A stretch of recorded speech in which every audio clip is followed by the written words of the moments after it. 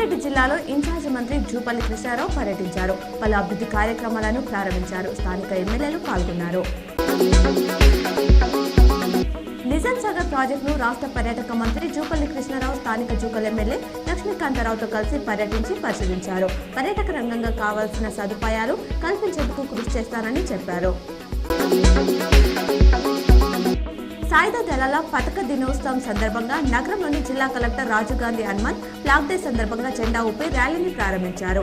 జిల్లా collector Rajiv Gandhi Hanumanth flag donation ఇవ్వడం జరిగింది.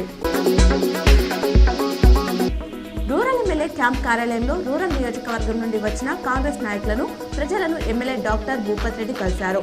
పలువురు వినతి పత్రాలు ఎమ్మెల్యేకు సమర్పించారు. నిజామాబాద్ నగరంలోని బోర్గంలో దగ్ధమైన ఇల్లును rural MLA doctor Bhupath Reddy పరిశీలించారు. బాధితులకు అండగా ఉంటానని rural MLA doctor Bhupath Reddy భరోసా కల్పించారు. నిజామాబాద్ జిల్లాలో పారదర్శకంగా ఇందిరమ్మ ఇళ్ల సర్వేను నిర్వహించాలని జిల్లా collector Rajiv Gandhi Hanumanth mobile app survey విధానంపై అవగాహన కల్పించారు. ఇందల్వాయి జెడ్పీహెచ్ఎస్ హై స్కూల్లో 10వ తేదీ నుండి సీఎం కప్ పోటీలను నిర్వహిస్తున్నట్లు తహసీల్దార్ వెంకట్రావు వెల్లడించారు. నిజామాబాద్ జిల్లా కోర్టులో అవినీతి నిరోధక శాఖ ఆధ్వర్యంలో వారోత్సవాల సందర్భంగా జిల్లా న్యాయమూర్తి కుంచల సునీత చేతుల మీదుగా వ్యాసరచన పోటీలో గెలుపొందిన పిల్లలకు బహుమతులు అందజేశారు.